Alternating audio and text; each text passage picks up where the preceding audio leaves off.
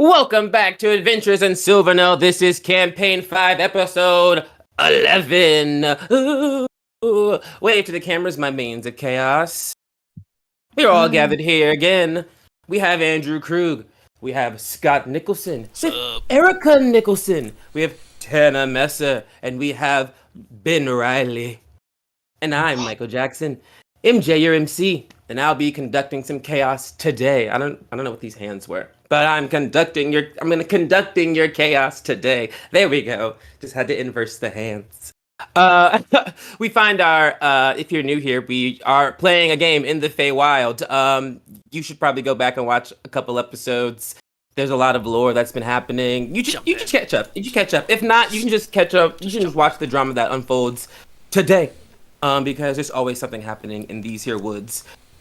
We pick up where we left off. Our players are on their way to Desiree Elmira's family tree to find some information, as they are a circle of druids who are based in the Court of Summer, and there are weird things happening all over the Fae, but you are also in the Court of Summer, and you figure that they're your best bets to go to when dealing with the weird natural things that are affecting the Court of Summer. Seems like a one-to-one thing.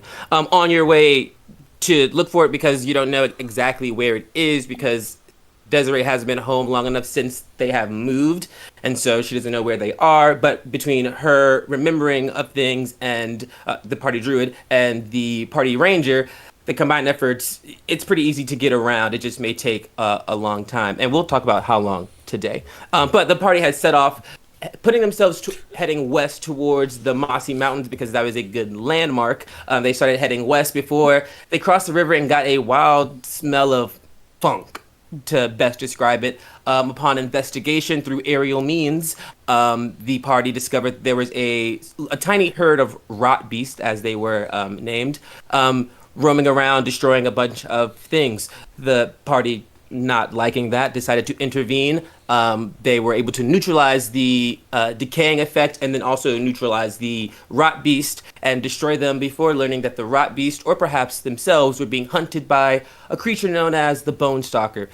A really weird monster that's got a thing for bones, and it makes sense that a thing obsessed with bones will be tracking things that's killing stuff, because things that are dead have bones that they don't need anymore. So the players were ambushed by two bone stalkers, but they were able to dispel them, or dispatch of them, through all kinds of various means, and knocked them out. And then they spent a nice 7 hours, 55 minutes and 10 seconds, as we pick up at the very tail end of the 8 hours of Desiree Elmira's plant growth, as she has set her intentions to resetting the decayed land back to the state that it was in prior to being affected. And during this time, she bonded with her friends Ursine and Sylvie, and they had a magical moment, we could say, as they linked to magics for the first time, and were able to amp up Desiree's spell to unknown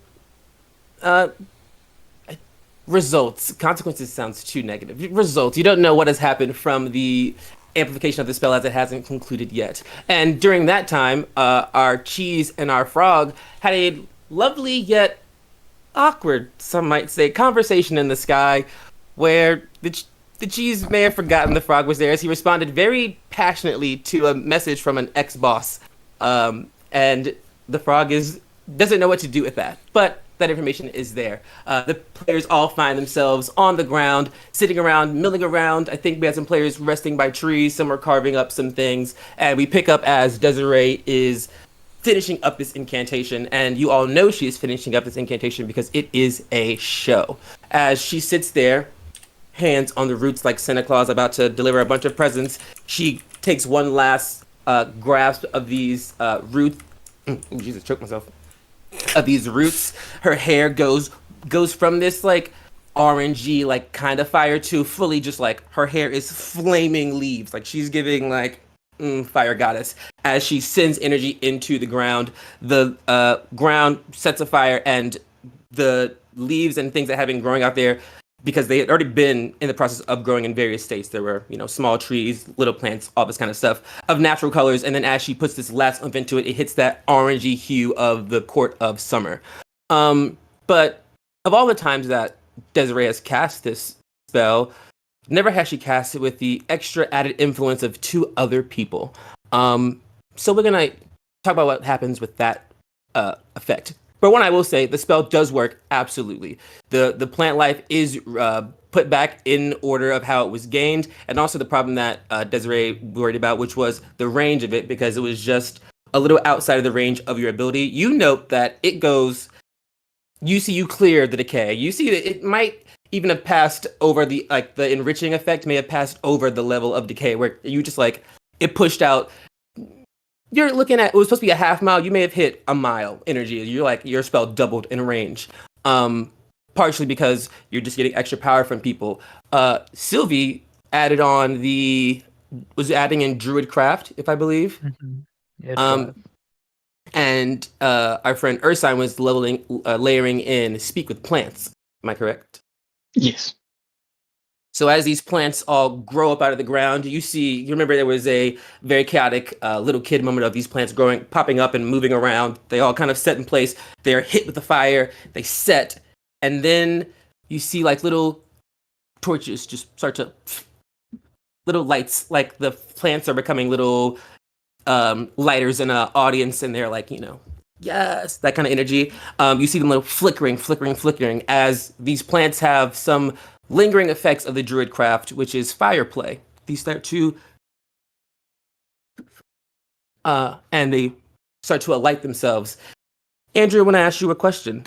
When Ursine thinks of, the traditional plants of Penelope's sentient flora, what is the first thing that Ursine thinks of?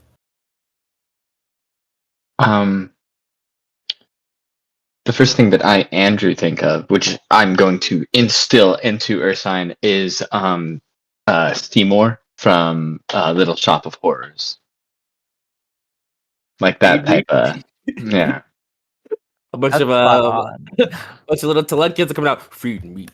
Yeah, and so you get that. So as these plants grow, they start to make little fires, and then you see them. They all kind of they make these fires. They all start to light up, and you see them all shift and turn toward Desiree. Oh, well, this is nice. As the entire grove speaks in sassy unison. Beautiful. And the grove just spoke to you, Desiree. I feel like Desiree is still locked in if the spell hasn't completely ended yet. I feel like at this point she would be so intrinsic, focused that she is not aware of any of the surroundings.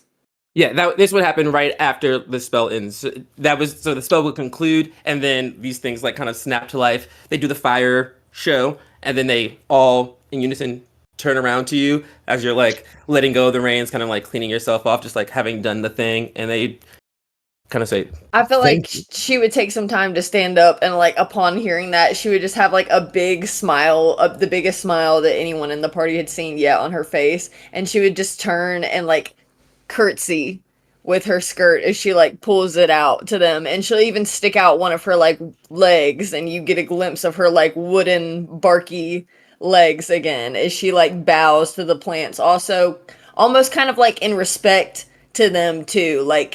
Inside she doesn't feel like she really did anything outside of what was supposed to have been done. She doesn't feel like she saved them or blessed them or anything. She just restored what was naturally supposed to be there. And as you take a bow, it's almost like a heavy wind blows through. Without the heavy wind, all the plants and trees wane towards you as if they bow in respect to you. Solid. I love that. That's cute. So after she curtsies, she'll get back up and she'll kind of dust herself off a little bit, and she'll be like, "Thank you guys for allowing me to have this moment. I know it was a little bit inconvenient, but it will leave me here with a better conscience." Yeah, I mean, it's nothing at all. Look at what you created here. I mean, we created, but you created here. I mean, you Behind have me, these plants behind you. talking to you and bowing down, darling. Why aren't you embellishing that a little bit? Oh, well, true, I am grateful for, I guess, the knowledge that they have seen what I've done here, but it was the right thing to do after all, and so it makes you feel a little bit good, but doing Oh, the wrong yeah. thing would have just not been the right choice, you know what I mean? Yeah, but let them love you a little bit. I feel like that's why you're freaking out. Hmm.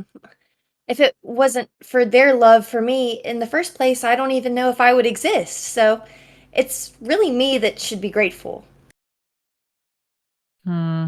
No, darling. You're thinking much too logically. You need to base off the feel, Oh, how it comes within and how it moves out. It's all emotion. Nothing to do with logic. You're stuck in here. right. Okay, I'll make sure to jot this down real fast, and I'll remember it for the next time something like this comes up. Yes, you're not even gonna remember. You're gonna feel. I'll try. I'll try to feel more. And she'll turn around and she'll curtsy again and go, "Thank you." Oh wait. No, you're welcome. I think I did Right, it. right. You did. Just gonna butt in real quick. It's okay to think too. Well, Sometimes it's important to also think. It's Not it's all the time. and I'm gonna say that and I'm gonna step back. There we go. Very not confrontational. I like it. Yeah. Very earth Everyone, sign. everyone is sitting in the grove, and you've regathered as everyone is, or as Desiree has kind of finished out her mission, and your objective is still to set out on this, or you were on a trek, and you had just stopped to one fight the rat beast, and then to handle it. So you're welcome to continue on your trek. I will tell you this: there's no like easy, I don't know, like a simple way to tell you. It's gonna take you. So we'll just be simple about it. It's gonna take you 48 hours of marching to get there. And I don't worry, I did the math for you. It breaks down to 3 days of marching, and that's 16 hours of nonstop marching and 8-hour rest. Now, that sounds cute. I don't know if you players have ever walked for 16 hours. Not the most like Uh, what if we exciting or like. fly? Tidbit. Mm, Why don't you do me yes. a favor, okay? I'm roasting out here in this magical fucking jungle. Why don't you go see if the rest of them are ready, okay? We've got a long way to go. If I had to guess, 3 days of marching. Oh. Oh. That includes breaks for water, right? Right, but have you ever walked for 3 days? I mean, just like walked? I've been carried. Why don't you go check with them, see if they're ready? Alright, I'm ready to get them. Yeah, okay, that sounds like a good idea. Alright. I'll walk over to the rest of them and just are you finished? It looks like you're finished. Oh, this is pretty. Thank you. I'm proud to say it turned out quite nicely. I'm really proud of the work we did here. Tidbit will give his blessing to this new glade forest. What do you call this? Forest, right? Forest is, I guess, it's a little different now, but a forest. Well then, Tidbit blesses this forest, and this forest blesses Tidbit. It goes both ways. Is this just a verbal thing, Tidbit? Yeah, I don't see you Tidbit doesn't sparking or want to anything. use a spell slot on it. Oh, that's fair. Well, is everybody ready to get going? I'd say we have about a 3-day march ahead of us. From about 30 feet away. Yep, I'm ready! I'm ready, let's go. Let's do it. Already marching. Well, hang on. Before we get going, we have plant life that's now talking to us. Why are we not investigating with the plant? Oh, that's not normal for. Yeah, I mean, How many talking never mind, you're the one that talked to them in the first place. I So did kind of am a everyone else. talking plant, too. Well, you're just like tree, not like green. Trees are plants, I'm pretty sure. Tidbit figured if cheese could talk, anything could talk. All right, look, Sylvie. Good logic. Why don't we get going? All right, you can have a conversation with every tree that we pass. All right, I may even join in with you. Well, they're not all talking. It's just the ones that she summoned.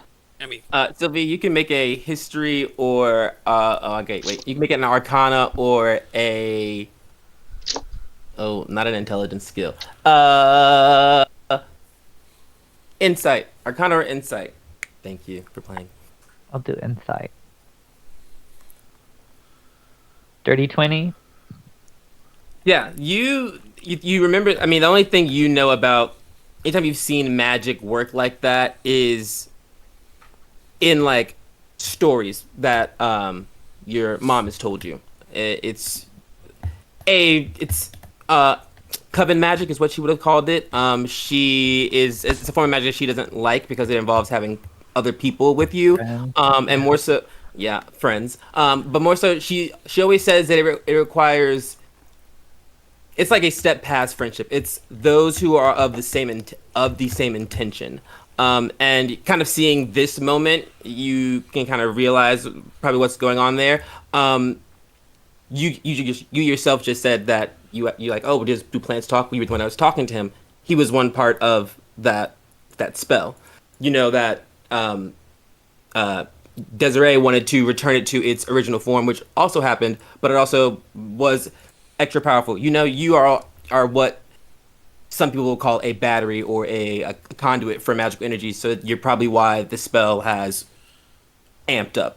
Those three aspects of like layered intention is why her spell of I want it to be exactly how it was before was not correct, because you all have very different opinions of how plants should act prior to that, and so the spell found a way to get you a middle ground. So now talking plants that light on fire and listen to your command is the go-to for this here deep voice Not meta. normal. You know what is normal? That part is Melinda Faye. that part. Also, I That will say part. we have a main player advantage that has been redeemed from our lovely friend Micah, and we also have a Faye fumble, a new one that has been redeemed that will come up shortly from the one and only BB Grimes. I'm gonna pass up this here main player advantage by rolling me a dice. come on, give it to the cheese. Let's see. It is gonna be gonna go to Miss Erica Nicholson. You have a main player advantage. Ayo. I had such a dry mouth. But yeah, you kind of recognize those things as you you opt to start moving or not. But you as you pose the question, you start to realize you have the answers for that, and you realize that you've connected magics in some way. You don't know how or why. You've never done it before, but this seems like Yeah, because I wasn't allowed. correct. And also, you may have not had friends either, so there's that second layer. Well, I live under strict rules. But you're welcome to pose that to your friends or not. But yeah, But those yeah, are I'm not going to pose the whole concept of coven magic to everyone right now because that might be a bit of a shock. But Sylvie will kind of take a moment and be like, I mean, it's not every day we come across talking plants or on fire. Like, let's just see if they know a quick route. They're like friends, I'm sure. They're connected. There's got to be a quicker route than 3 days. Right, but they're okay. I understand what you're saying, but also these things sort of just came into being. So I don't know how much insight they may have. Sylvie looks over at the plant. Desiree's already walking over by the time that they're still having this conversation, and go, excuse me, one more thing, guys. To the plants, obviously. Is there any way to get that way a lot faster than walking? Have you tried crawling? Well, statistically, people crawl at a much slower rate than they walk. So I think that would take at least 4.5 days. Oh, well, we can't walk or crawl, but it seemed like a good suggestion. Well, thank you anyways. And she'll walk back and if the group didn't hear that, which I'm assuming they did, she's gonna go, well, We did. They're dumb. Yeah, Yeah, no matter I will say no matter For where you plants, speak to the plants, the entirety of the grove, like the mile of it, repeats back to you. So like all the things start to talk, no matter where you like pose the question. They all speak in unison. she'll go back to the group anyways, though, even though it was really loud, and go, well, I talked to the plants. I don't think they'll be much help. Yeah, I think the entire side of the world heard. Hmm.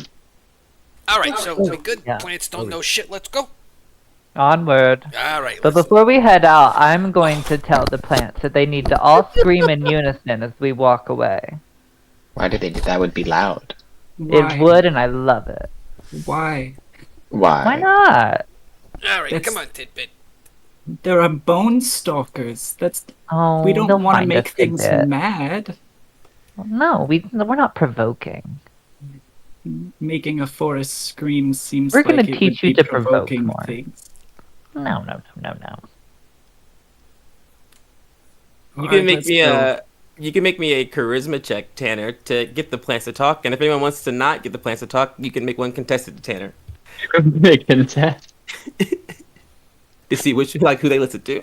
I can't believe Sharp is not Contestant contesting. 24. Sharp is not Amazing. even looking. Sharp is looking towards where the path is, just like he's in pause mode, waiting for movement. A 6. Okay. That was what Tanner. What'd you get? A 24. Did anyone get higher than a 24? They all go, bah! And they just kind of hold out that, and they wave, they wiggle. What a vibrato. So we're gonna have to deal with this for a mile. Mhm. Also, that part, just as you're walking, they're just saying goodbye the whole time. They get quieter as you pass them, but they continue. But it is a 16-hour trek. But of course, we're not gonna watch you walk for 16 hours, guys. That'd be crazy, and I'm not that vicious. So what we will do is we will get some highlights, and we will do this in. You have 2 options. You can do everyone has to do a highlight. Spoiler alert. You can do one during either the 16 hours of travel. It can be a scene with another person. It can be a scene by yourself. It can be a scene with a god. It can be a scene with an acorn. I don't care. You're all beautiful. I love to watch you talk, even to yourselves. I'm the other person. Or you can do a scene in the temple. We have established that we have a person who can make rest, so you guys don't have to worry about keeping watch. You have basically a traveling villa with you. And when it comes to traveling, you have a druid and a ranger, so it's really hard for you guys to get lost. One of you literally can't get lost beyond magical means, and the other one is from there. So a lot of these things would be like pointless rolls for you to make because you're all very much in your element. So you just have to decide if you want to have a little scene on the road or in the villa. What will happen is in between that there will be a random encounter. Now I don't like random encounters because why are my level 13 players fighting some bandits? I don't get it. So what I did over Christmas was I made encounter cards. These are 22 encounters that I've come up with that are all Fae inspired and somehow attached to the plot. I don't know what you'll be dealing with when you do it because I will shuffle these up and they'll always be random. So hopefully old me is nice to new me and to you. We will have many of these travel scenes, and typically how it goes is this is like just like new mechanics for you guys. Typically how it goes is if a Fae fumble has not been redeemed, then there is the combat you will have will be narratively done. We don't have to roll initiative. We can just talk through it. You guys are level 13 characters. All these things aren't equipped to fight a party level 13 things trying to kill them. Some of these just live in the Fae and are having a day. However, if a Fae fumble is redeemed, we will roll initiative. We will be doing a fight, and they will be a little agitated. They'll be putting on a show for the imaginary viewers that are watching them at home because they don't know anyone's watching them because they're just living their lives. But you're putting on a show. And so we have a Fae Fumble redeemed. We will not do it this leg. So we'll go through these 16 hours. We just came out of a fight, so we will not be disgustingly rude to you. We'll go through these 16 hours, and we would do the regular roll. And if an encounter comes from that, we'll have a narrative time. You can, do what you need to do. But the next encounter we have, the second day of travel, will be a guaranteed rolling initiative. Whether that happens today or tomorrow, just based on how long these scenes happen. On day 2, you're having it thanks to BB Grimes. He's redeemed it. and they will always roll over. So if someone redeems one and we don't have a travel day that day, the next time we have a travel day, you know you're going to be getting into a fight. So that is how we will be handling that, because you guys just, you know, we'll have to see every conversation you have, but the important ones or anything that feels extra juicy or, you know, the camera catches and edits real nice is good. So with that being said, we start this 16-leg journey. Are there any volunteers who would like to? Oh, I have a question. I have We've been describing this area around us as forest, and I am curious if it is like terrain-wise a forest. It is. Okay. This is one of my favored terrains, along with mountains. So difficult terrain isn't going to slow us down at all. We can't become lost through except by magical means. When we're engaged in another activity, we still remain, or at least I remain, alert to danger.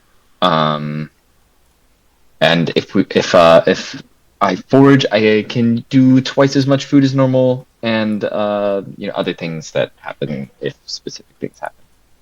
Nice. Just want to say, yeah. You want having a ranger in their favorite terrain. This is called, right? Favorite terrain? That's the ability, right?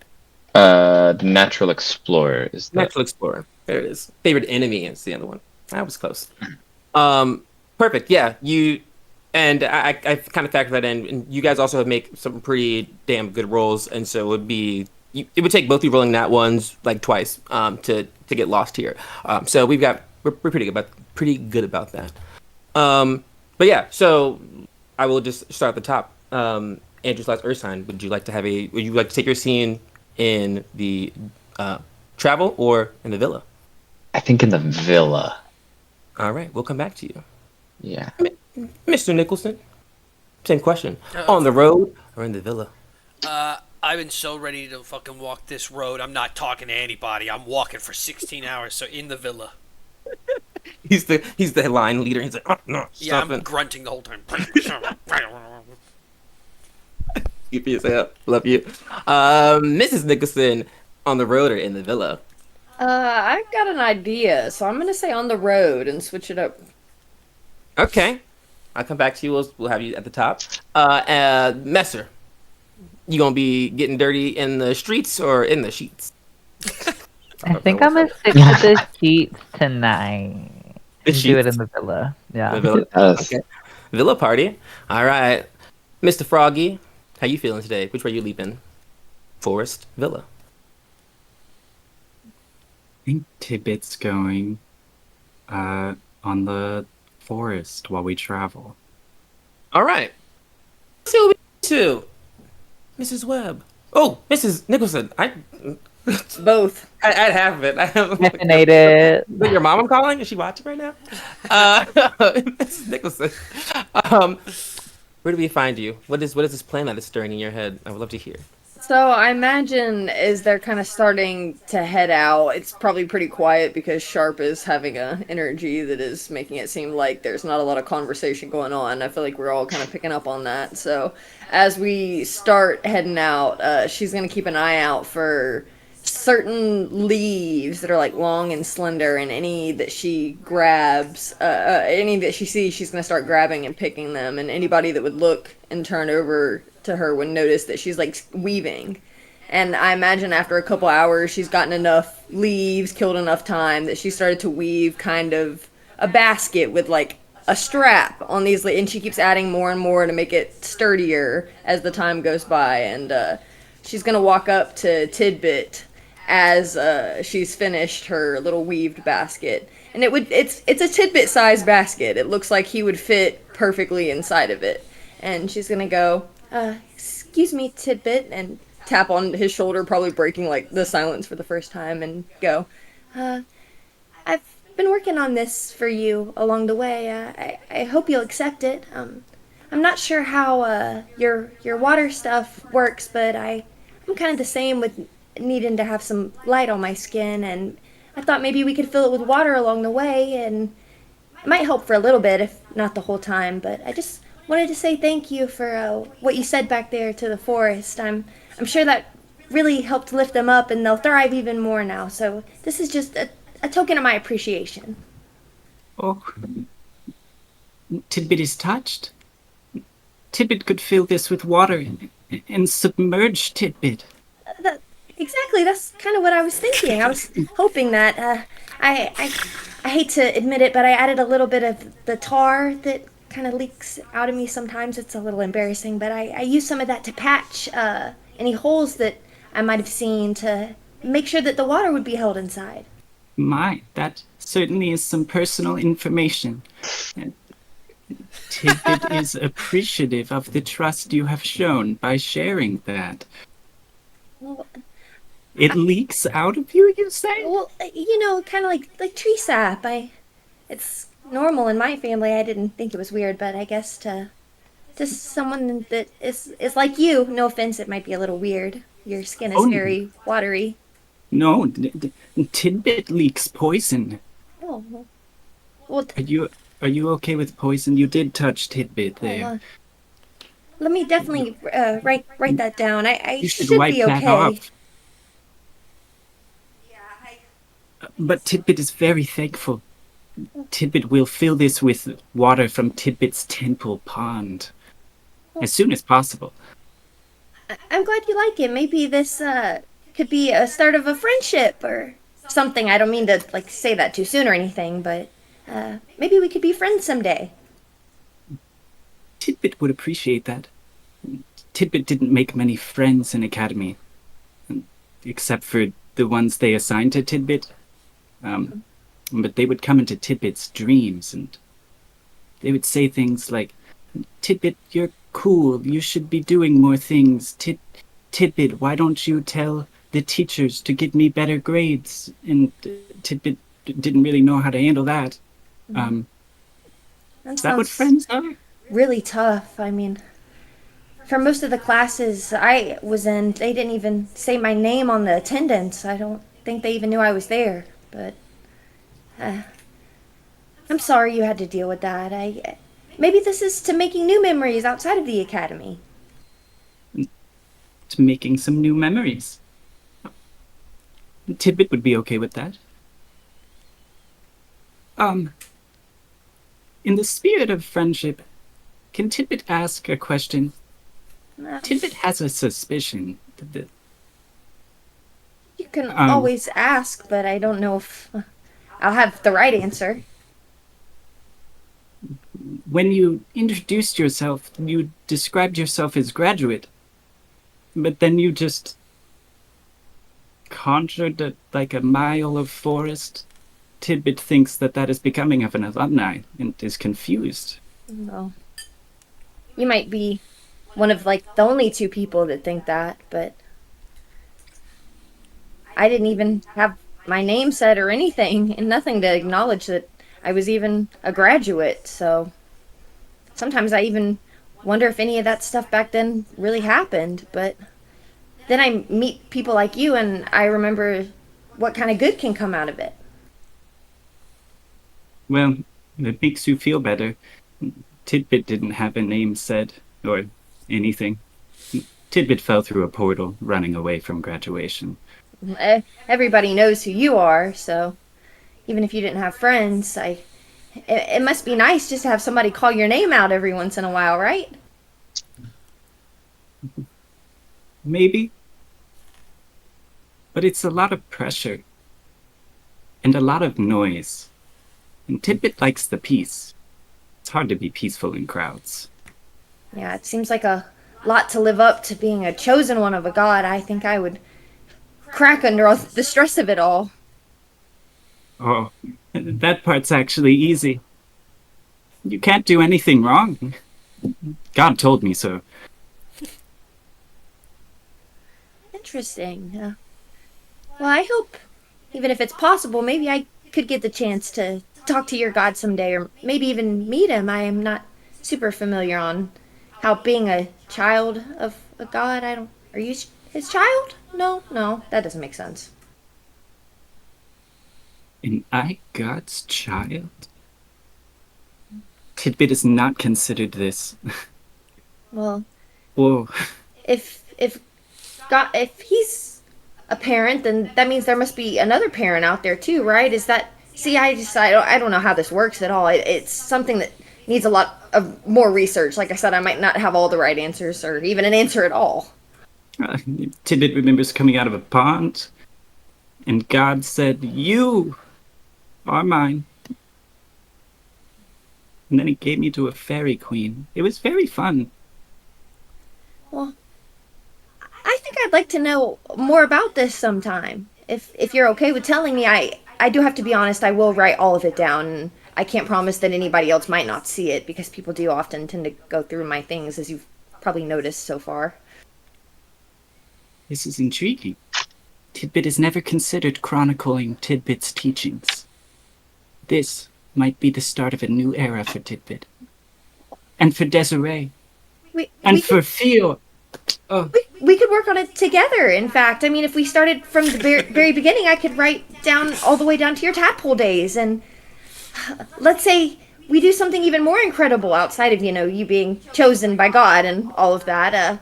Maybe people everywhere would really want to read it.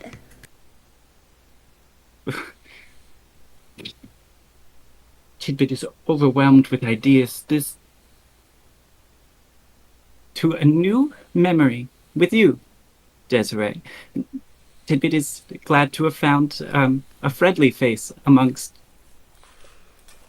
frankly, a very scary group of people. I do have to agree with you on that a little bit, although they are very kind on the inside if you get a chance to know them a little bit. Tidbit will have to take your word on this for now. Well, the good thing is, it does seem like we might have a while to brainstorm. Get to thinking on like those early tadpole memories, anything that you might be able to come up with. Tidbit will ruminate on this in the temple later. Erica, as you turn from Tidbit, leaving him with your gift, can you make me a let's call it a sleight of hand? You can use your main player advantage. I'm personally curious of how well this basket's made. I just want to know if it's a real well-made basket or if it's a lot of thought. 14. It was a 14. Okay. We're here for that. The leg sap coming in clutch for us. It does in fact hold water. It does in fact hold water because less than a 10 and it was just thought. It was like, oh, I'll hang us on the wall. Beautiful. Tidbit, you are our you're starring still. Our second for a scene. Where do we find you after your interaction with Desiree, new basket owner? I was going to be honest, I took advantage of that to kind of ask the question that I wanted to ask there. We co-opt a scene. My basket, Tidbit's book. Here for it. I ain't going to be mad about it. So that ends our travel roleplay. Can I get I want a survival from Andrew. I know it's at disadvantage, but it'll always be a disadvantage, so it just kind of works out. Because 16 hours, you're bound to run into something. DC unknown, but we'll see how it goes for you. Okay, I rolled an 11 and a 12 plus 9 is going to be a dirty 20. Yeah, you're really good at your job. I was like, ooh, 11 and 12. That's a plus 9. Got to move that DC. Got it. Okay. I should. You're good. You're making yourself look awesome. Okay, I'm here for it. You guys make it through that first 16-hour leg with no troubles with the steering of Desiree and Ursine, but for sure on the ego of Sharp, as he never lets anyone get in front of him. It's like a dog who's like leading you but doesn't know where he's going. He's like, I'm gonna walk in front. Where you at? Okay, yeah, I'm still going the right way. He's got that energy. Sharp kind of propels you all forward, and it is I can't even call it grueling. You guys are pretty used to it at this point. Like it's hot. That's the worst part of the trip. Is that it's like just perpetually warm, and also you're basically hiking. So outside of like being a little worked up, it's not that bad. The weather is like not destructive. You're cruising past things. It just happens to be a 16-hour trek. And if you've ever done 30 minutes on a treadmill, you can only imagine what it's like to do 16 hours. But you guys make that trek nice and smooth. You hit smoothly into the Firefly Forest. There is a lovely, non-threatening picture on the Roll20 to show to the peoples. The Firefly Forest. I hope you see it, otherwise I'm just being dramatic. We do. We do. Okay, great. And for the people who are not of the Fae or of the Court of Summer, you will note that these are not fireflies, as the name denotes. They are red-tinted will-o-wisps. But they are pacifists. They don't hurt you, but they do make it... They light up they give it the ambiotic lighting. But you hit them at probably 8 hours into your trek, another 8 hours, and you hit that 16-hour mark. You make it through, no big issues, and you set up tent. I'm gonna safely assume the 7th level Temple of Gods is cast in dedication to our Lord and Savior's Summer Song. Mm-hmm. Amen. Guys, I had time and energy today. Okay, there's a second image on the on the Roll20. Because listen, if we're gonna be here all the time, you might as well get a picture for it. We have the Temple of Gods dedicated to Summer Song with the ascending staircase to the other levels. We got the swinging doors to the kitchen. In the back, got a little workstation next to the stairs. The lounge chairs, the middle oasis. It is a place you will all come to be intimately familiar with as you spend many nights with each other in this place. But at least there's fresh water and cushions, better than sleeping on the ground. But we will jump up to our friend Andrew. Where do we find you in your time in the villa? Okay, so I was curious if I could use this time to do a little bit of studying of flora in Ogba's library. If that is not possible, I do have a backup. Yeah, it's possible. Okay, cool. In that case, it'll probably be like a similar situation to like the first time I fell asleep, like feet in the water, laid back. Apparently, according to this picture, back broken. You got your blights just making a little chip, like, oh, you just lay on them. It's just great. But after that 16 hours, you put your feet in there, you kind of sit down, and you don't even try to take a nap. Your body just like, it's like hitting your bed after you worked a long day. You just kind of collapse. I prepared for this. Another picture? There's another picture that we all know. A sweet old lady shaped like a willow tree. Gigantic, her canopy covering almost all. The light still shines down through it. She has the sweetest look on her face, like a grandma who wants to just give you all the candies and kisses and squeeze on your cheeks. And she looks at you and oh, God, you're back. Hello, Akba, how are you? I am. It's been a little while since I've seen you. It hasn't been so long for me, but I'm starting to think that there's a time difference between our two realities at the moment. Ooh, different time. Time is different. That tastes familiar. I don't know why. So what brings you? Well, do you recall last time we spoke? You were concerned about Flora. You said it was your daughter or have you found her? Relative? I've not, but I want to know exactly who I should look for. So if you have any pictures of them in your vast archives, or if you can describe them at all for me. I know it may be a little bit difficult for you. I don't want to put any stress onto you, but I would like to do this for you. Well, I don't know what she looks like, but she looks like my daughter. Her name is Flora. And she just kind of rambles about... You would know there are aspects of, like, a female-presenting person, but they're not, like... It's nothing that is... It's like, this could be anybody. But could you tell me a story of them, or a conversation you may have had, just so I have a better idea of what their essence is, I guess. Oh, well, she was a sweet girl, and she reminds me of you a lot. And she was just full of potential and innocence, and I didn't want to be overbearing, and so I let her do what she wanted, and I feel she fell into the influence of some bad people. I don't know what's happened to her. I haven't been able to feel her. I don't know where she is. I see. It's like she's been cut off or taken or blocked. I miss Do you her. remember the last place you saw her? Well, here, I assume. Or where she went last? A starting point. Well, she's different from me. She's different from me in how she's like you. She was born. I wasn't born, so she's not been here except how you've been here, but you're not really here. I'm really here. She's wherever you are, where people who are born are. I see. But I was not born. I was brought here, I see. I think.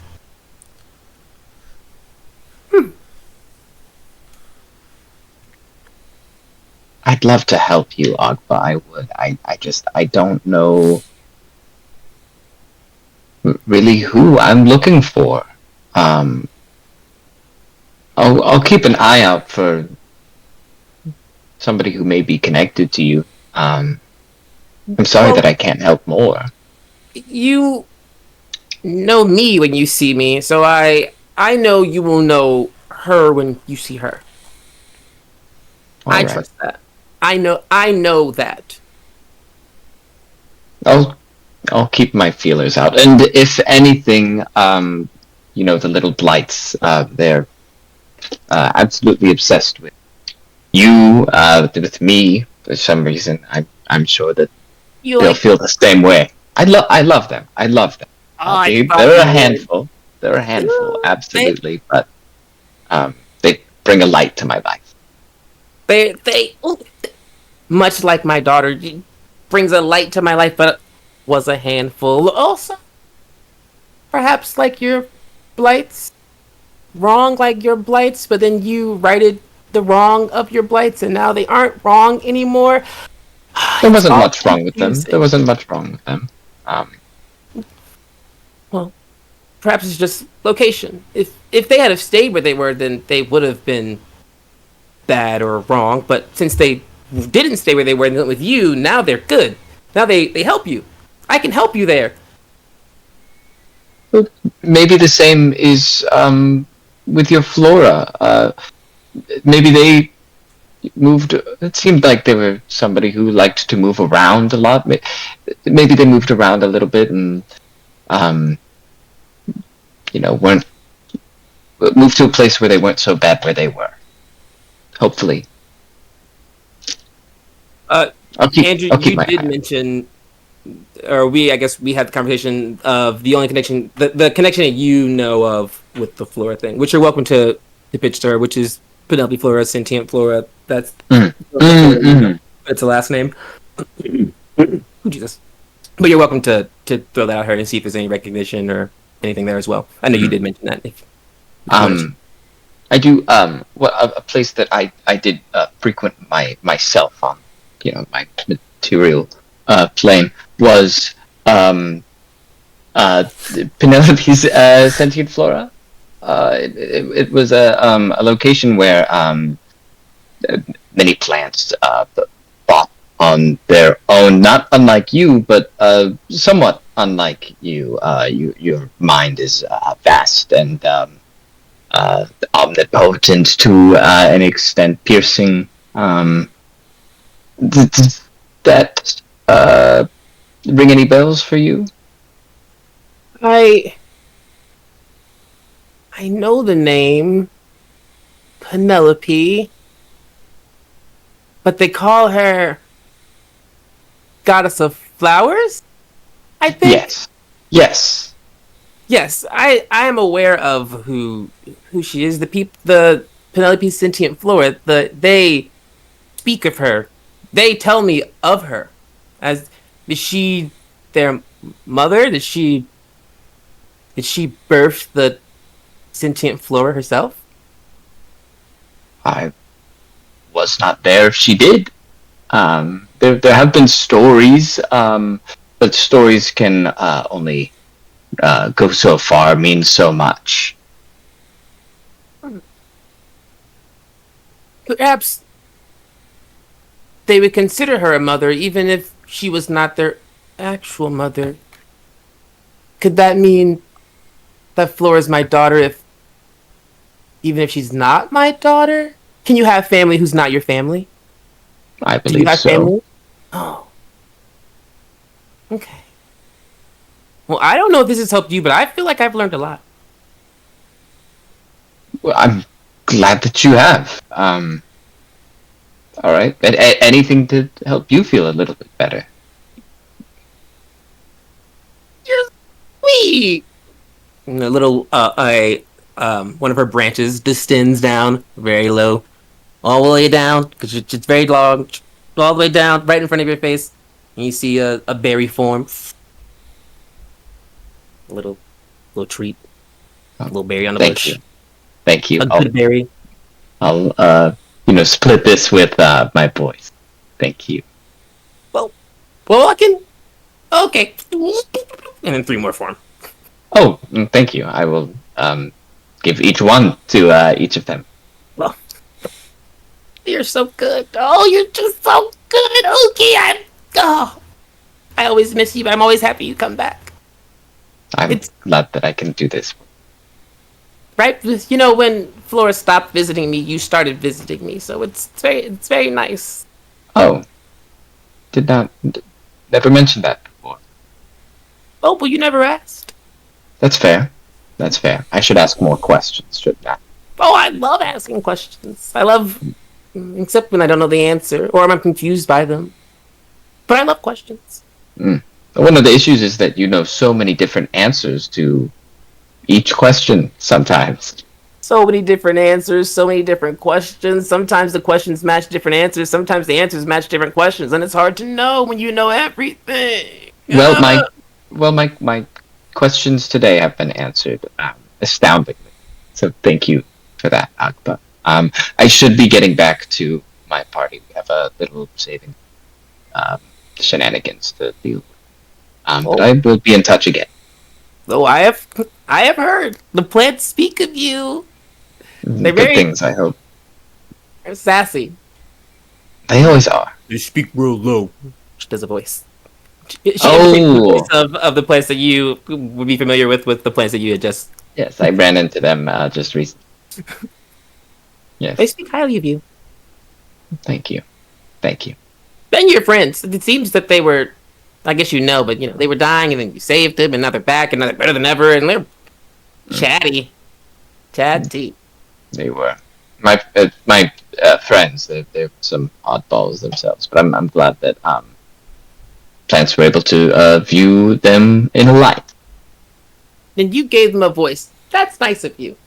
That's my It wasn't on purpose. It wasn't on purpose. All right, I will see you, Aqua. Okay. Bye. Farewell.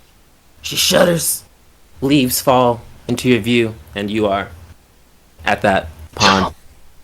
You're still sleeping, so you have begun your long rest. So fret not, my friend. You sit there in that space.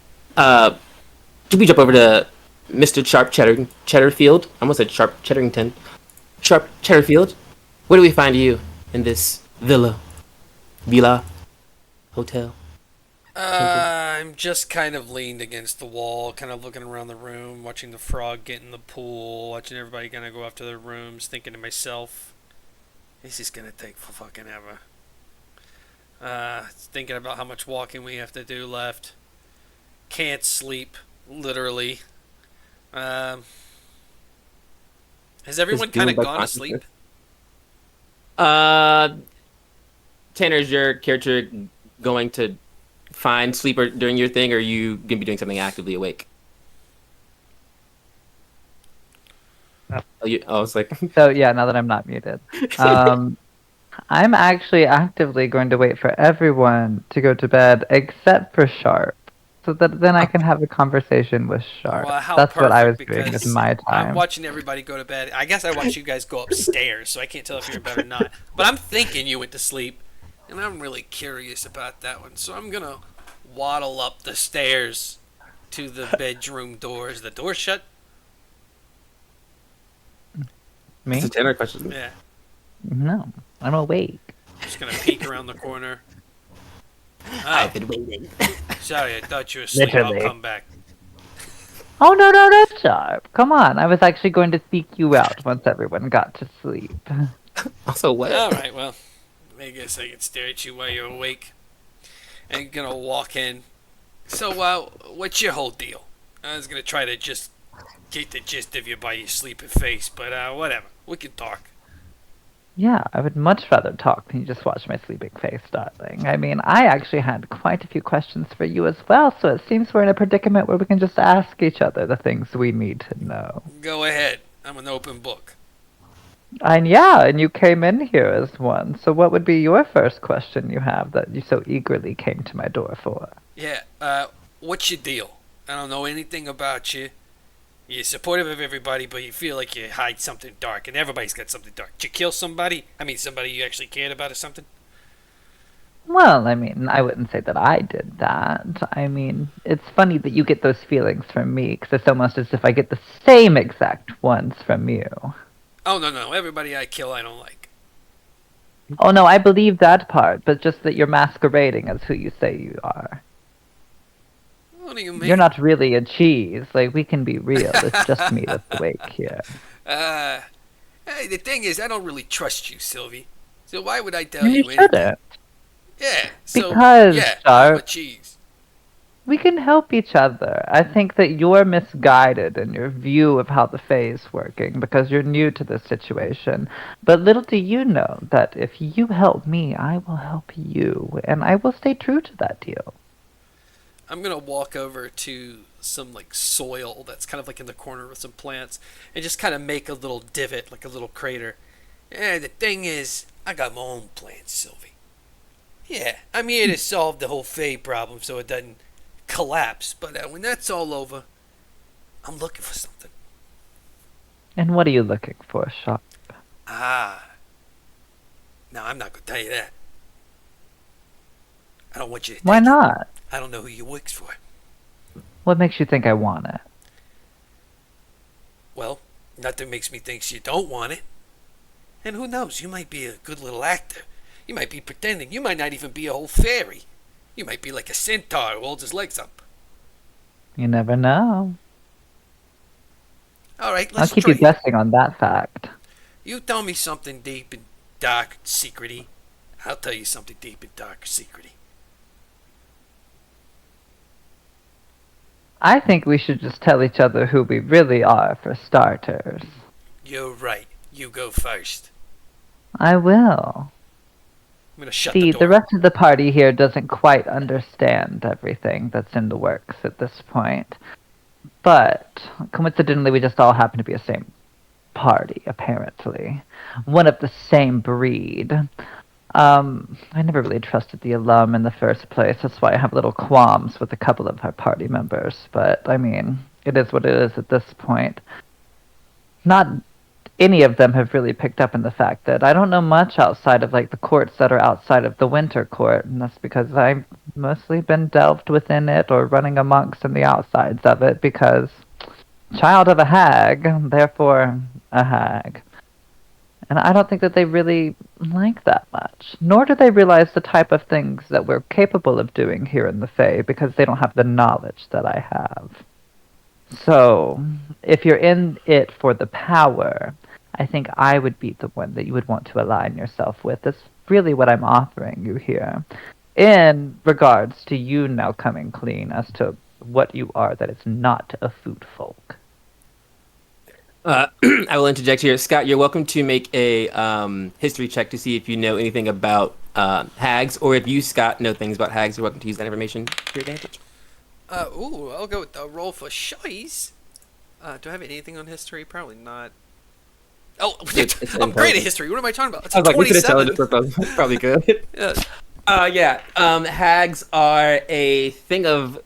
It's typically a thing of myth, even in like your face studies. They are these. They exist outside of the courts. They are typically these ugly, nefarious beings, which is why they have put themselves outside of the court. They don't like rules or laws. They like to govern themselves. You know that they pride themselves on like they pry on desperate people, but their whole thing is like wish fulfillment. They can get things done. It's often a matter of what you're willing to sacrifice or what you can offer them in exchange to make it worth their while. And in most cases, the you get bad deals from hags because you don't actually do everything the hag wants. But if you have something the hag wants, then you have like bartering chips, you can work a better deal. But he claims to be child of hag. Okay. That's a good one. It's a good one. You're definitely not ugly. Let's see. You're right. I'm not a food folk. I have to play a food folk to get what I want. In the little silverware town I'm from, where everybody's a fucking food, they don't really respond to what I really am. So I wear a costume. Alright? You can choose to tell the others if you want, but it's just gonna lead to even more questions that I don't think they want the answer to. We're building trust here. Yeah, we are. Not those two dull alums. I don't know about you, but apparently going to school here makes you a little bizarre. Just a tad. Or a tidbit, you could say. Hey! Alright, Sylvie, okay. Alright, let's do another. Well, I mean, hang on, Sharp, before you go on moving, because you didn't quite reveal what you are when I did. You just told me you weren't what you are, so what's under this? It's where I can outline your magic. I know your shape. Circular. I'm a warforged. Alright? Like one of the machine things? Okay. Yeah. Well, that's a little offensive to us, so be careful because I do run on some steam. Alright? I'm sorry, I'm just a fairy. I offer you the same courtesy. Tanner, you're welcome to make a history check to see what you know about warforges. I will take you up on that.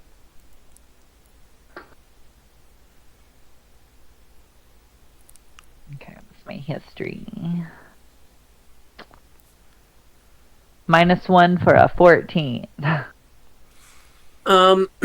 You know that warforges at best have been described as robots. So like that is like they are mechanical of nature, but there's sentience and like they're considered to have a soul. Like there's some sort of like living machinery, though what that quantifications are is always a little wild. You do know that you've heard myths from like granny style, like or auntie style. Your mom, Jesus, all these titles. Your mom, like you talk about when she was younger of the stories that she heard of a robot walking out of the Fae. Or a robot landing in the Fae and like walking out of the Fae. But you've never seen a warforged. They don't often occupy the Fae, but you have heard of a legend. But it's also, it is a legend that she told you from like forever ago. So it's like a dated legend. Almost like mythology for you. But yeah, you don't know where they went. You just know they were in the Fae and they crossed out. And now you see there's a whole race of robot folk across the border. Yeah, we don't prefer the term robots. We think that's a little demeaning. But, essentially, yeah, you got it. The Warforged is what I would call it. I guess I've really only heard of you within legend of stuff. I mean, old folklore and everything. Your kind coming to the Fae and then leaving. Yeah, what did you hear about that? Oh, just, you came in, made your mark, and left.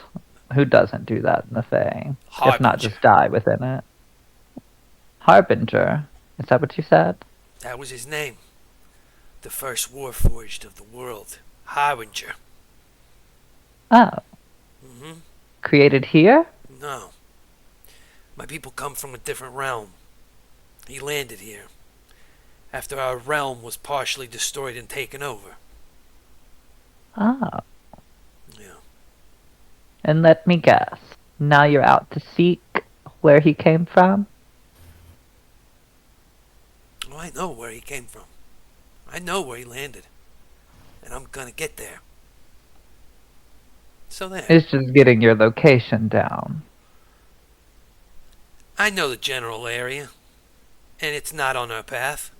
So when this is all done, that's where I'm going. Well, who's to say it couldn't be a part of our path along the way?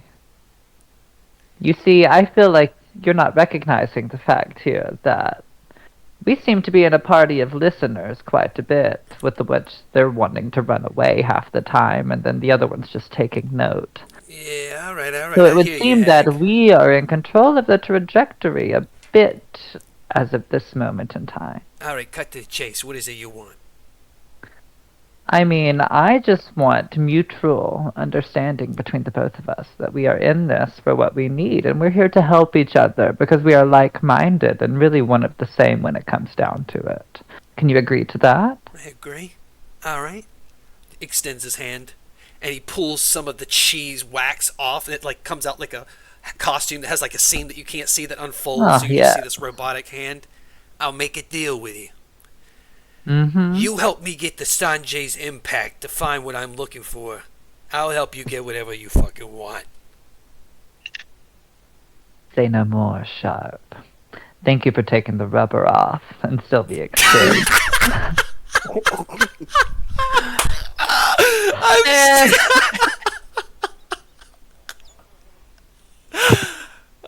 What a beautiful and poetic place to cut to a bathroom break.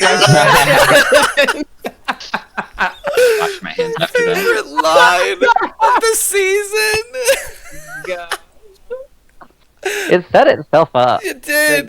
Taking the rubber off. I guess I'm going to the bathroom before I choke. Yes, we're gonna bathroom break right on here. Give the players some time to think. We're back, and we put our wax back on. All right, guys, welcome back from the bathroom. We are all taking a nice, calm, long rest. I assume we're going to the. That scene was just so steamy. We just have to cut to long rest after that, right? Yeah, I don't wanna- that's how I don't the wanna- movies work. Let's leave it to. I don't want to ruin the mood between the fairy and the cheese. The cheese fairy. What's happening there? This. Oh, The cheese. We can couple that. We can ship that name somewhere in there. It's fine. But they make it through that smooth 8 hours. Everyone gets their long rest. No one is visited by any extraplanar benefactors unless you choose to reach out to them. I will hold for 3 seconds to see if anyone does so. No. All right. Everyone wakes up nice, refreshed. You're on a militarized schedule, so you sleep for 6 hours. You wake up at that 6 hour mark, or more importantly, the cheese wakes you all up at that 6 hour mark, so that you can spend the next 2 hours in light warm up activity, so that way you can get the body ready to start moving. He's become your hype man / what's a meaner version of hype man? Dictator? Like he's got that like Russian, I'm gonna get you into shape, because he doesn't feel the way you all feel. And so he's like pushing your bodies. He's just pushing your bodies. And so you're waking up after those 6 hours. You are being drugged out of bed. You are getting food. He's like prepped you these meals because also he doesn't eat. So he's like, it's like we're gonna get this going. And so he's full Like our ADHD. alarm clock / personal trainer. Yeah, ADHD mom energy. He's like, we're gonna get out the door as fast as possible, and I can't rely on you to do it, so I'm gonna do it myself. So he, yeah, there's some fruits and some natural vegetation and fruits that grow in this place that we have learned, and so you all get little fruit salads for breakfast, light warm up, little 2 hours of downtime, and we are gonna hit those. The same question will be posed to you again, which is if you were taking a highlight during the travel portion of your day or during the villa portion of your evening. As you all hit the road, we're on the road, so that is you know you're moving. So fret not there. Andrew, on the road or at the villa? I'll do it on the road. Ooh, spicy. Yeah. Scotty. On the road. Ooh, Erica. I'll go on the road again with everybody. Oh, okay. Tanner. I was also gonna do on the road. We are road tripping. We are road tripping. Okay. And our friend Ben. I'm at the villa. Said, "Nah, y'all do it too much. Go to the villa." All right, perfect. I will pose this to the players because I'm slightly indifferent either way because all these things will happen. We'll have the role play, we'll have the combat, and we'll have the second role play. Do you want to start combat? Do you want to do the combat first, or would you rather do the role play first? Either way, that'll be what we do. What from when you start with is what we'll do this episode, and we'll do the second half next episode. I just don't imagine us getting through combat and 4 segments of roleplay in an hour. So I'll just leave it to the players to a nice consensual vote. I feel like if we do combat right now, Michael will have forgotten that we did combat over the break, and we'll have to do combat again. I will not. This is recorded. I would second the notion to start combat in the first half because I feel like that gives us a bit more bonding before we get into our like shenanigans of talking. Lick your wounds to talk about I'm it. with Tanner. Yeah. Oh, I guess and Andrew. And that means my vote doesn't matter. A lot like everything that everyone has ever thought about my existence as a character. Welcome to democracy, babe. It was a majority rules. I'm so sorry. But you know, we can calm everyone down by saying roll initiative. So there's that. Yeah, I'm so calm. And per some things that play into Andrew's ranger-ness, I'm pretty sure you have the ability to. Is it that you can track favorite foes in your environment, or you can just track things that are in your? I can track things in my environment. When tracking other creatures, I can learn their exact number, their sizes, how long ago they passed through the area. For my favorite enemy, I just have advantage on survival checks to track them, and intelligence checks to recall information about them. Okay, perfect. Thank you. I'll take those initiatives first, just so I can write them all down. I got 10. Ew. I got Right. 15. I got a 3. I got a 3. That's a 6 Aw. total. Aw, Sorry. I got a 2 plus 1. I got a 12.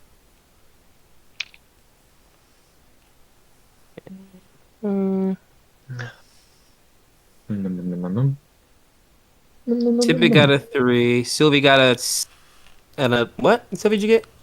10. 10. Right in the middle. Boom. Who got the 6? I got the 6. Ursine with the 6. Ursine. Ursine? Desiree, what'd you get? 15. 15. And what'd you get, Scott? 12. 12. Sure.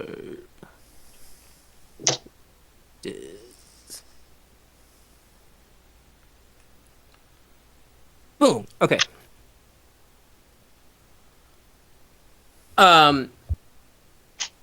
Ursine, as you guys are out, you hit the woods, you are in motion. You're about an hour and a half into traveling when you pick up some weirdness. The thing that your brain is in this way of, instead of tracking things, you are just like, you are assuming that you are being tracked. So you're just looking for things that are just like out of the ordinary, since you're also in your favorite terrain. So I'm working it that way with the wording, that since things are tracking you, you can counter track them. You're aware of that. But you pick up on 3 creatures. That is the best way to describe them. Yes. 3 creatures. They are large in size. They are bipedal, and they are moving towards you. You hear a familiar silent humming, but it's a lot more erratic. So you can assume that it's the lightning, but your second assumption is not the lightning things that you fought last time, but it is some sort of lightning-based being. But you counter track them, so I'm going to give you guys the first round as surprise, since you know that they're coming up on you. And as that happens, everyone can make me perception checks. A group perception check. Let's see. I got 17. I got 7. I also got 7. We're in 2 Got a now. 28. I got a 28. What? Crazy. Nice. Jeez. Yay. Okay. Yes. Those numbers were so wild. You were able to put together that you are being pursued by animated breaths. These are the Fae. People can tell you that, much like the living spells that exist here, animated breaths are kind of like they are not conscious forms. They are kind of like lackeys for dragons. Dragons have the ability to consolidate their breaths into kind of like lackeys is the best way to describe them. Little minions that can go out and do things for them. Bayers would also know that there are the sons of Tiamat who exist out near Asgraph's cave. They are, a bunch of dragons who use their kids and these little breaths to try to gain power because they're too afraid to go out there because of historically what has happened to dragons when they try to take things, which is they get slain. So they are sending out middlemen to kind of help with that. And these are these things. They are large, elemental. They are made out of lightning, but their official name is animated breaths. They come in different flavors and elements. These are lightning, which would just tell you which brother it comes from, but that's not really important. You just know that you're coming across it, and it's very much likened to running into bandits in the mundane world. They just want your shit, and so they are moving with hostility, and that is being told to you by the Fairs. Like that it's a shoot to kill kind of game. But we will hit top of turn order. Technically, the animated breaths would go first, 2 of them, but they are surprised. So we start with Desiree. You clock. Are they 3 animated all breaths. close together in like the same area? They are they themselves are 45 feet away from you, but they are in a triangle. Wait, so we I think are they're in combat? Yes, you're in combat. I'm getting whiplash. So you would say that they are all within a 10-foot radius of each other, just for no specific reason? Unfortunately, 15 feet is the formation they're taking. No. They're in a 15-foot cone. Okay, well, that means I can get 2 of them. 2 of them in the cone. I'm gonna go ahead and hit them with a flame strike. Let's get this done quickly. So, vertical column of fire will descend upon them, and they have to make a dex save. For 2 of them do. With their plus zeros, they got one got a 19 and one got a 6. The 6 fails. So it will take. Hold on, let me math.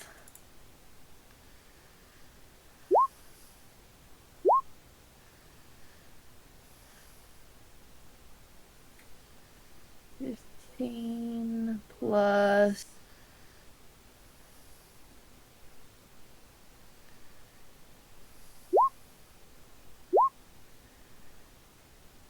Should we scare about the dice being rolled?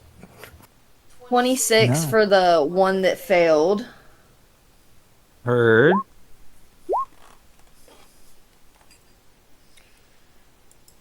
And 10 for the one that succeeded. Anyways. All right. Come out the gate hot, some might say. Ha ha ha. Get it?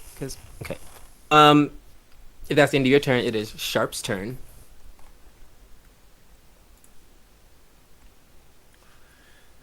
Yeah, Sharp's also like, oh my god, here we go. I'm just gonna pull out a spear with the Accelerando singing hilt and cast Steelwind Strike. So I can hit all 3 of them one time. Every time you do that, I'm gonna be like, who gave that to you? And it's gonna be Yeah, the it's answer, so and I'm gonna be mad about it. I'm just like, who did that? Yeah. We'll do them in order. 17, 18, 27. Hit. Woohoo! Okay, give me a second. This is a lot of dice. Note to self: make things farther apart. Got it. No. Wait, that's a huge Like they're all 61 feet away from each other. Darn. Mage Wars, okay? If they know the numbers. Don't do it.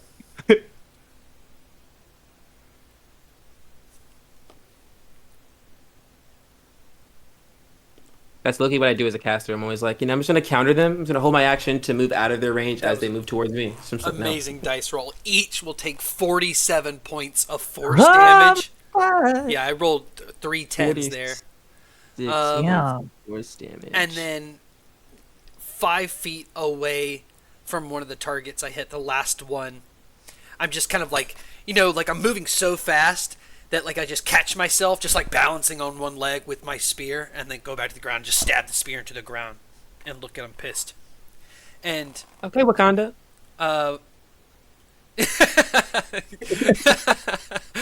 and then I don't have any bonus actions. So I'm just going to yell out, "All right, I did a bunch of shit to it. Finish him off." And Sylvie, that's you. You hear that call out. Yeah, so hearing that, I am... How far away? You said I'm 45 feet away? Yeah. It's not close enough to get a melee attack on them. So I'll wait for them to come to me, and in the meantime, I will shoot off an Eldritch Blast and hit one on each of them. All right. Since there's 3. First one is a nat 20. Okay. Yes. The second one is a 16. That hits. And the third one is a 17. That also hits.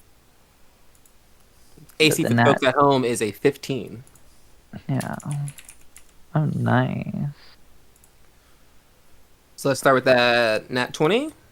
Yeah, the nat 20 tend to start plus 6.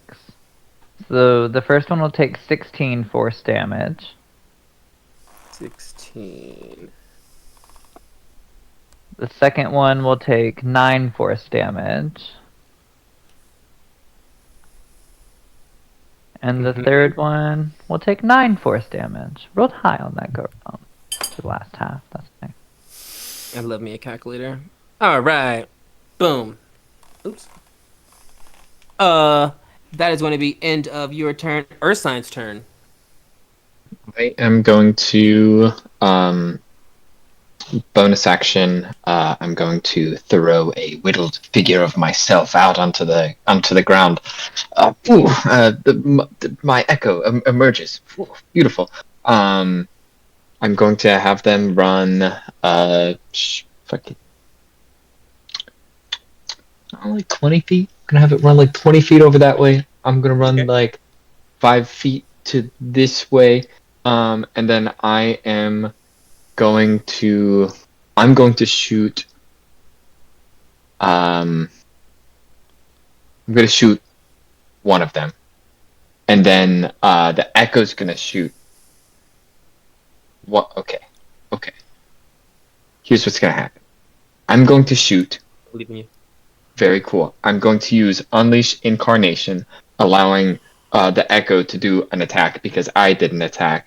Then I'm going to do an extra attack, and then I'm going to do Unleash Incarnation again so that it attacks another time. So it'll be 4 attacks.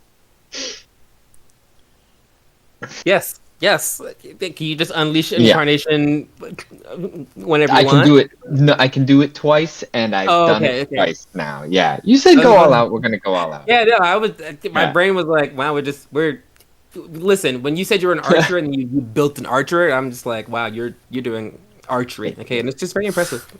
Always impressed. Also kind of scared. But First roll is going to be a 27. 26 for the second one. It's going to be a 16 for the third one. And then it's going to be a 21 for the fourth. Yes, all 4 of those arrows strike true. Splendid. That's what I like to hear. Let's do some damage. Are these all going into? Are they starting with the same target? For 3 of them, I'm going to I'm gonna do like 1, 2, 3, 1. Okay. Cool. Gotcha. Just it seems like everybody's hitting all of them anyways. May as well. I'm just showing off. Yeah. I hit 3 things. Okay, the first one is going to be 10 piercing damage along with 6 piercing damage so that'll be a total of 16 piercing damage in the first one. because I also used my gathered swarm for that. For the second attack, it's going to be 8 piercing damage. For the third attack, it's going to be 7 piercing damage. And then back to the first one, it's going to be another 7.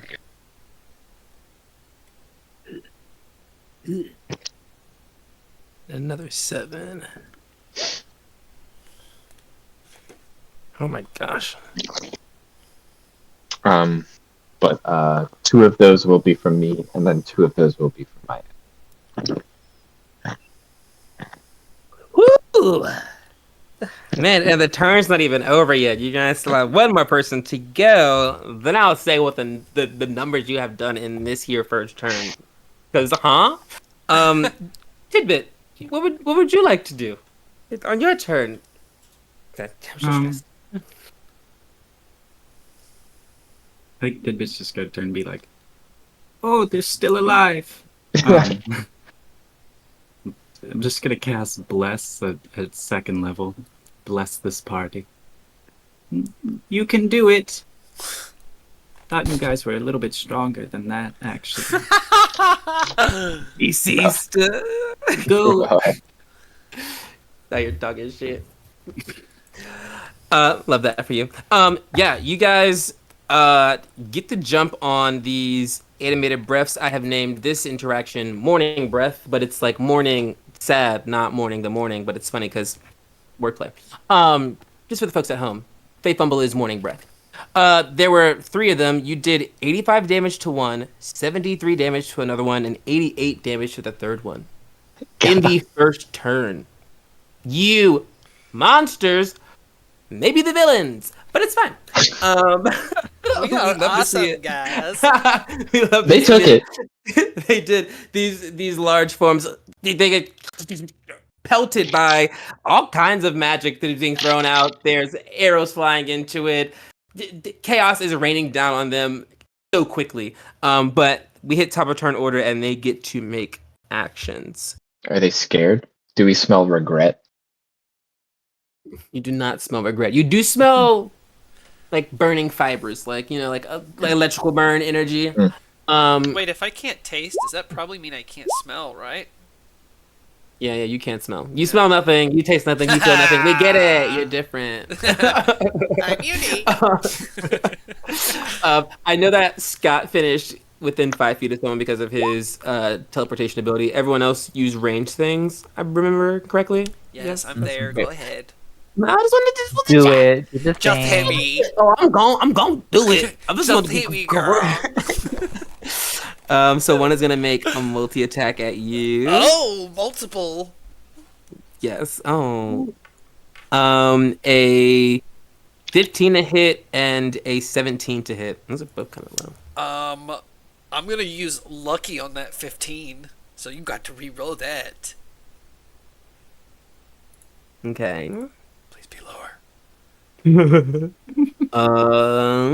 Please be lower. Ooh, it was not lower. It went up.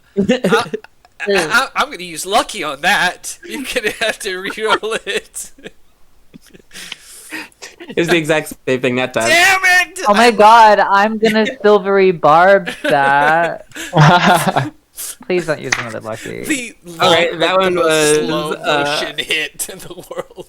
Yeah, I got And to you a know what? 14. I'll give Erica 14. advantage on her next Yes. thing too. 14 is my armor class. Okay, there you go. So only one of them Got hits it. you. Yes! I wasn't even hurt, kind of. Sylvie just off in the corner talking shit. You ain't gonna fucking hit him. Let's see, use your resources. Yes. Yeah, this thing starts to spin at you. You're like trying to dodge, but it's like as you move, it's like one of those anime moments. Like you move and it's like, I saw you doing that, and it like corrects you, and it corrects the second time. But the third time when Sylvie throws a Sylvie Barbs in, it does not hit that, it's not reading Sylvie's language, and so it missteps and I'ma it note that, misses Sylvie. you. But you take I'm gonna note that. oops. And yeah, Erica, you now have advantage on your next attack roll, ability check, or saving throw. Thank you. Oh, Scott, you take from that hit A mix of bludgeoning and lightning damage for a total of 30 points. Yeah, I'm glad we blocked one. Yes, no, very much so. And then the second one is going to go, and it is going to. It darts forward, not dashes. It darts forward, and then it teleports, appearing next to our friend Desiree. It is using lightning burst, so you need to make a. Uh-oh. Not the teleporting Oh, just kidding. breath. You just take a little bit of damage, Do not a that to lot. her. You take 4 points of lightning damage as this thing. You see this thing start to run up. It's 45 feet away from you. It runs up 20 feet and then vanishes. It reappears next to you. You get a shock as it appears next to you, and then it makes 2 attacks. But from its appearing next to you, you take 4 points of damage, and then the attack rolls are going to be. Ooh, I'm gonna. They hit. A 22 and a 24. Even with the AC God has blessed you with. Alas.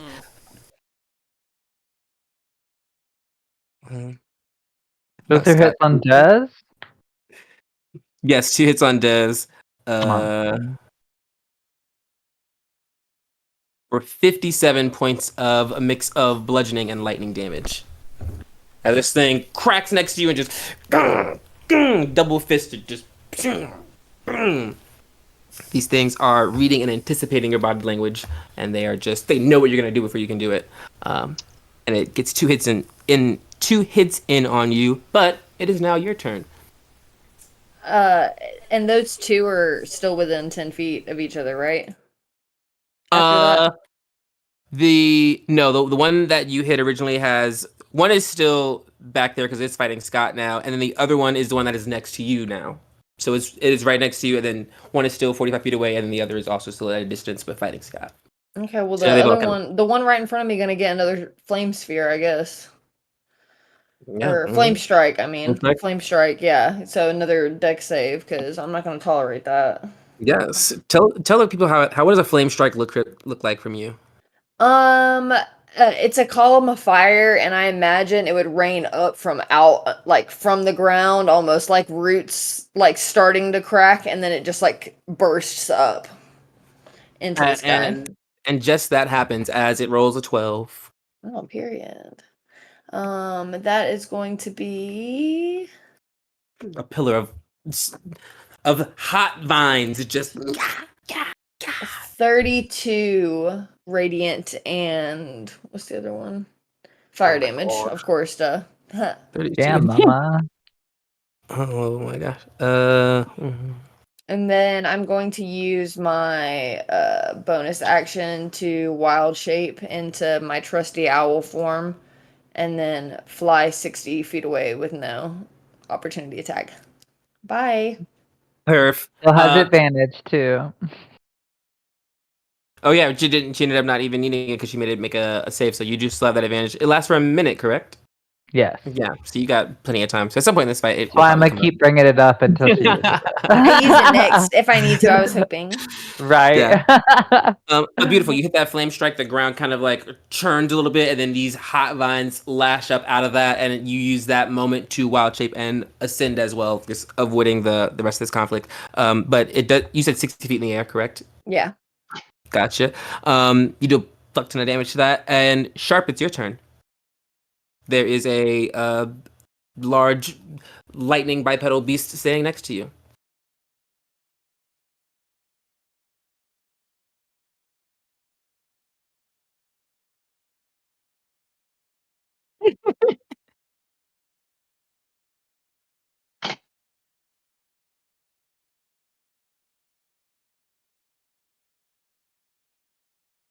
Oh, yeah. Yeah, I mean, you're the only person who is. It's you, a bunch of cheeses, and then the other people. So yeah, you have the space. Especially since Desiree has moved. So yeah, you can target that. Yeah, I think you can get all 3 of them because you're the only person who was in melee range of someone. So I would assume you're not gonna try to hit yourself. And then Desiree flew away. Ursine shot at a range, and so did Sylvie. So you're good. You can hit all 3 of them. I was never there.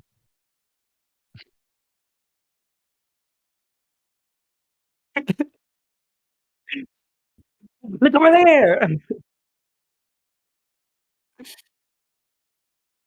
Okay, a Dex saving throw. They're so bad at Dex. It's gonna be so much damage. They're gonna fail. How are they bad at Dex? They're lightning, literally the fastest thing. Listen, Right? I'll tell you this, they are strength con builds. They're not Dex builds. Herd elemental. Yeah. One rolled a nat 20. Ugh. The others didn't get higher than a 10, so 2 definitely fail. Can I silvery barb the one that succeeded? Wait. No, you can't because you already said we barbs in this turn. Okay, I was making sure that we were in the same I was turn like, order. yeah, it is. I was a little unsure, so I was like, let me say it and I'll be corrected if we're not. I had to think of that. I was like, you motherfucker. And I was like, no, you can't do that yet.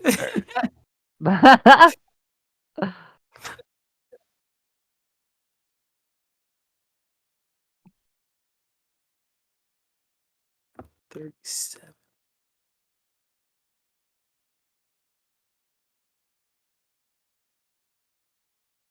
$19 if you're feeling lucky. I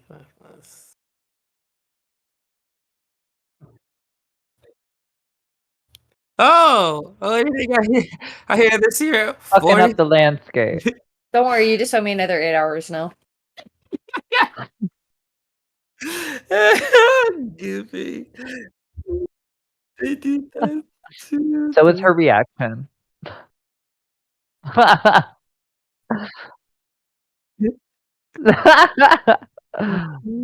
Just like I'm gonna silvery barb Scott. You can sit down. No. Yeah, you will. I will give you this. You do note that the forest doesn't seem to like set ablaze more. It's also one of those weird things where like the forest is already on fire because like this is just a flaming forest, so it's you can't really set it more on fire. It's kind of like watering the plants here. Like, thank you, we love the heat. Yeah.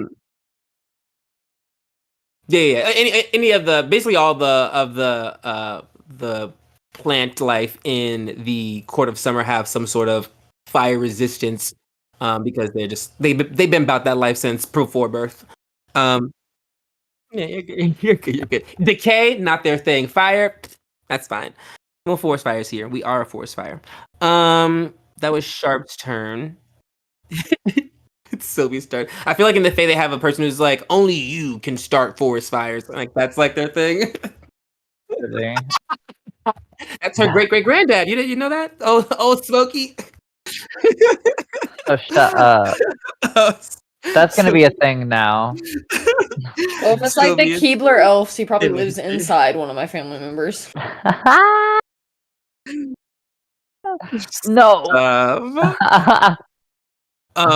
You watch Sylvia, you see an assault of fire. First, it's Desiree with a fire strike.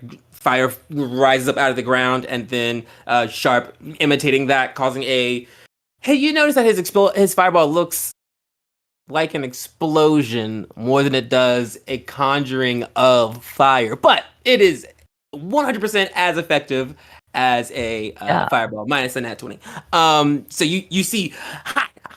And it is your turn. These elementals don't have any sort of like expression to them, but you can tell that they have not reduced in size, that they are smaller, but they have reduced in size. It looks like they're like, you're squeezing the water out of something, or it's losing power. Skinny. They Yeah, skinny they're getting skinty. Okay. Let's move into Here's pencil decline. that. Well, seeing all the fires made like Sylvie pretty hot. So I'm just going to fucking bomb myself down with blue flame mace. And I'm gonna be 10 feet away and I'm just gonna like go in with that cantrip and try to hit. Are you attacking the one that attacked Sharp, the one that attacked Desiree, or the one that is by itself?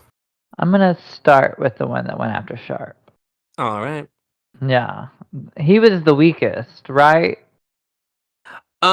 He was looking. It got weird after that fireball. He is now. Oh. That one is now looking the best because it didn't take the full hit of a Oh, fireball. well, since he's looking good, I'll still go after him. Yeah. Turn it! And that will be a 21 to hit. Oh yeah. Let's see. Get those damage die. So that will be 8 plus 6 is 14 fire damage and 6 bludgeoning damage. And then I'm gonna. Yeah, I didn't do that math. I was letting you do that math. And then, because I used a cantrip and because of my malleable caster, I can go in with a melee attack again. So I'm going to go in with another mace. Mace to the face. Which that was a fucking 28 to hit. I need everyone. It's going to hit. Okay. DCs are no longer anywhere near a teen. They're all gonna be like 28 and up because look out. Right, and that was 16 bludgeoning damage. Oh wait, I forgot to add 9 to my first. Oh my attack. god. Yeah, I'm also sorry on that. You can add the 9 to the 6 first bludgeoning plus damage 9. too. Plus. And now it looks the worst of the 3. And I'm done with it. That is Sylvie's turn. We hop over to our friend Ursine, the boy with the bow. I'm so sorry, the man with the bow. There we go. These guys haven't been doing like ranged attacks, have they? They have not. They teleport. You know, you've seen them teleport, and you've seen them just hitting shit.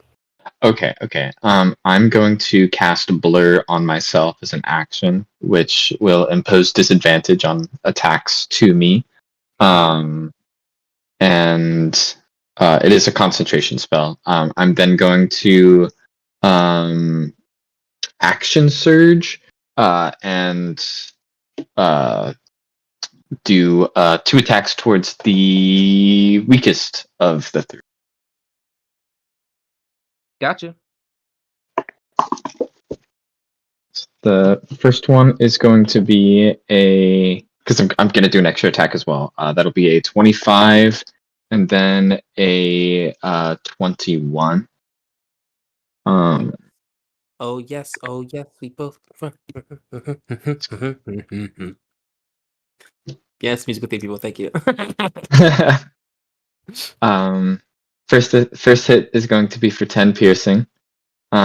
Second hit is going to be for 5 piercing. I'm going to do a bonus action attack. Oh, you can do that on a different target because this first one is deceased. Heard. As you, it just, and this thing, your arrows sink into it, and then you just see them fall to the ground as this thing just kind of, just all the energy just dissipates into nothingness as that, and a 1 goes down. But you can still make that attack on one of the other 2. It's a 3. Just kidding. And we have the last one that's gonna go. This is the one that was not near anybody, so it is going to move up. Desiree's in the air. We're gonna go for the old guy. Wait, we got. What did Tidbit do? Tippet hasn't gone yet. He goes after this one. Oh. I was like, he's last. That's our healer. Look at the thing. That's strong 3. He goes last. He's watching. He's observing. He's going. They really can't do damage. It is going to. It's gonna mess with Ursine. Ursine, odds are even. Both. I'll do evens. All right. It's gonna go after you and not the clone. That was good. Cool. And then it is gonna. Okay. So what had happened was I was like, odds or evens, and I rolled the dice, and it was a nat 20, and I was like, I'm not gonna use that one. That's crazy. So then I re-rolled it, and I got nat 20 again. That's a sign, So man. it is gonna hit you. But It has now, disadvantage. yes, you might. I need you to make a con save as it does its teleport next to you, and it's gonna do a d6 of damage, which just may be enough to break that concentration. That was a natural 20. No way. Yeah. Hey. I'm rolling my dice really Is that fast. Nat 20 for Green nat red, that's 20. green red. Damn, baby. In the stream? Yeah. We on a roll. I re-rolled my nat 20 with disadvantage, and I got a 7 plus 7, so 14, which I have seen, but it misses. I felt so good about that. Wow. Yeah, it kind of comes in, it teleports at you, it shocks you, and it comes around almost like it did exactly what it did with Desiree. It shocks you, it comes in with the hit, and you like are aware of it before it, like you're intuiting it. You jump back, and it misses you, and you get into that whole dance of things. So you dodge back out of it. You are faster than the lightning. For an old man, some might say you're quicker than I'm lightning. spry. Okay? Spry. Tidbit, the people may need you. It's your turn. I really thought they'd be dead by now. But because you all are so strong and violent, but I guess I'm gonna cast blindness on the 2 remaining. So they need to make a Constitution save. Yes. 2 con saves. DC 18. Yeah. 1 passes, 1 fails. And sadly, of all the condition immunities they have, blindness is not one of them, so I can be blinded. That's wild for lightning. Literally immune to exhaustion, paralyzed, petrified, poison, restrained, unconscious. But they got eyes, apparently. And don't forget, Okay, so 1 is blind, and also I did learn this because me and Byron do D&D practice. A creature that is blinded not only has disadvantage, but creatures that attack it also have advantage. So, fun fact: if you didn't know, now you know, because I didn't know that. So blind hoes more often. It's great. Who passed? Who failed? Is that concentration? Sounds. Because if not, that's better No. than fairy fire. Actually, I don't think it is. I think it's not. No, they're just yeah, I don't blind think for it a is minute. either. Yeah, I think, Yeah, I think the that's thing is great. you get to pick one person, and then you can, if you upcast it, you can add more people to it. So it just takes a higher spell slot. Oh, Whereas fairy fire is like mess. level 1, you can just get a bunch of people. Yeah. Um, Yeah. But it's very useful. Okay, so this one is blinded, just so I know for me. Okay, great. Top of turn. Oh, it's the blind one. Also, am I making saves for this at any point, or am I ain't got no eyes no more? No, it's just end of each of your turn. Oh, at the You end. can Damn. do Okay. another con. Great. So he's gonna make some disadvantaged attacks first. Yeah, it is. Yeah, it is. You fucking This I would curse. That was the one that was fighting Sharps. Instead, this is the one that was in front of Erica, but she flew in the air. Ugh. It is going to. Oh, and also it's blind. It doesn't know where anyone's at. Yeah. It Ah! can flail. Oh, tidbit. Did a tidbit of little confusion to the bad monster. Ooh. Man, Yeah, but then the other one's fine. yeah. We're not talking about He's it. over there. Like,